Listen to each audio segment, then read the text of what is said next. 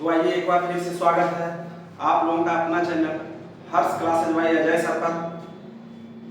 देखते हैं आज का सवाल क्या है। फिर से एक बार वही सवाल रेल से संबंधित। ये सवाल रेलवे में पूछा हुआ सवाल है। रेलवे का जो एग्जाम हुआ था उसमें पूछा गया था। सवाल का दिखने में बहुत ही लंबा लग रहा है, लेकिन जब इसको समझ लेंगे तो बनाना उतना ही आसान हो जाएगा, है ना। पहले इसको समझने का प्रयास करते हैं। सवाल कहता क्या है? कहती है दो रेलगाड़ियां एक ही दिशा में क्रमशः 40 किलोमीटर प्रति घंटा तथा 20 किलोमीटर प्रति घंटा की चाल से समांतर पटरियों पर जा रही है। तेज रफ्तार वाली रेलगाड़ी धीमी गति वाली रेलगाड़ी में बैठे एक व्यक्ति को 5 सेकंड में पार कर जाती है, तो तेज गति वाली रेलगाड़ी की लंबाई कितनी है ना। दो ट्रेन है, वो दोनों एक ही दिशा में चल रही है, ठीक है ना। पहली जो गाड़ी है वो 20 किलोमीटर प्रति घंटा और दूसरी गाड़ी 40 किलोमीटर प्रति घंटा की चाल से चल रही है। तो जो कम स्पीड से गाड़ी जा रही है उसमें एक व्यक्ति बैठा है। तो सवाल पूछा है कि कम गति से जो ट्रेन चल रही है उसमें जो व्यक्ति बैठा है, तो उस व्यक्ति को पार करने में जो तेज गति से गाड़ी जा रही है उस गाड़ी को तेज गति से उस व्यक्ति को पार करने में कितना समय लगेगा।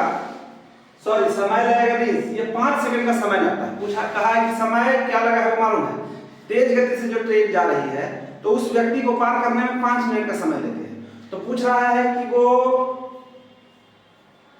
तेज गति से चलने वाली गाड़ी की लंबाई कितनी है ना। सवाल समझ में आ रहा है? Yes sir. सवाल कह रहा है कि दो रेलगाड़ी एक ही दिशा में चल रही है समांतर पटरी पे।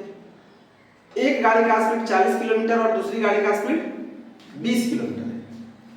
तो 20 किलोमीटर प्रति घंटा की रफ्तार से जो गाड़ी चल रही है उस पर एक व्यक्ति बैठा है, तो उस व्यक्ति को पार करने में 5 मिनट का समय लेती है कौन सी गाड़ी जो 40 किलोमीटर प्रति घंटा की रफ्तार से चल रही है। तो पूछ रहा है कि तो जो 5 सेकंड में वो व्यक्ति को पार कर जाती है तो फिर उस गाड़ी की लंबाई कितनी है ना। तो हमको मालूम है कि एक ही दिशा में जब गाड़ी चले तो गाड़ी का स्पीड आपस में क्या होता है, कम हो जाता है ना। तो ये दो गाड़ी है एक ही दिशा में चल रही है, एक 40 किलोमीटर और दूसरा 20 किलोमीटर। तो इसका स्पीड कितना रह जाएगा जी? घट जाएगा, मतलब 40 में से 20 घट जाएगा, यानी कि 20 किलोमीटर प्रति घंटा का रफ्तार है। अब इसी 20 किलोमीटर प्रति घंटा के रफ्तार से उस गाड़ी में बैठे व्यक्ति को पार करना है ना। कितना समय? 5 सेकंड में। तो 5 सेकंड में जब पार कर जा रही है तो फिर उस गाड़ी की लंबाई कितनी है से पूछा। तो हम जानते हैं लंबाई का मतलब दूरी। उस व्यक्ति को पार करने में ट्रेन को अपनी लंबाई को पार करनी होगी, क्योंकि व्यक्ति का अपना कोई लंबाई होता नहीं है ना। तो व्यक्ति को पार करने के लिए ट्रेन की अपनी लंबाई को ही पार करनी होगी। तो उस गाड़ी की लंबाई कितनी है वही सवाल पूछ रहा है।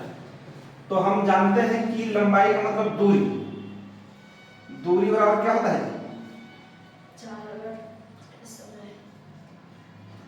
चाल बटा समय। चाल हमको मालूम हो गया है 20 किलोमीटर प्रति घंटा और समय मालूम है 5 सेकंड, है ना। अब 5 सेकंड समय मालूम है और ये जो है 20 किलोमीटर प्रति घंटा है। तो इस चलवा को हम क्या करेंगे? मीटर पर सेकंड में लाएंगे, है ना। तो मीटर पर सेकंड में लाने के लिए इसको क्या करना होगा? 20 को 5/18 से गुना करेंगे। 9 दूना 18, 10 दूना 20, मतलब 50/9, यही ना यार। और 50/9 और इसको क्या करेंगे? बटा 5 सेकंड। ये आया मीटर पर सेकंड, आइए 5 सेकंड। अब इसी को हम हल करें, तो हल करने के लिए क्या करेंगे? यहाँ से 20 से डिवाइड हुआ है तो ऐसे समझ में ना अगर बच्चों आए तो इसको क्या करते हैं? भाग को क्या चीज में बदल के बनाते हैं? गुना में। तो ये कितना हो जाएगा? 50/9 गुना 5 बराबर में 5 बचे 250/9 मीटर पर सेकंड, है ना। अब इसी को पूर्णांक में लिखा है। आंसर जो ऑप्शन में रहेगा वो इस टाइप से नहीं, पूर्णांक में दिए हुए रहता है। तो इसको हम भाग लगाएंगे 2 से, सॉरी 250/9 ना, 9 से भाग लगाएंगे।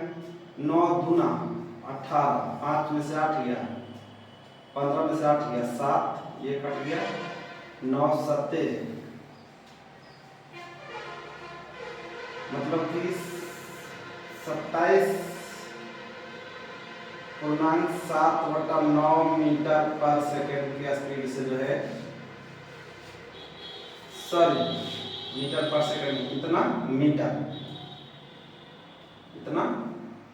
मीटर है ना। चूंकि ये सेकंड से ये सेकंड कट जाएगा तो बचेगा मीटर ना, तो इतना मीटर आया था। तो ये ट्रेन का लंबाई कितना है, 27.7/9 मीटर।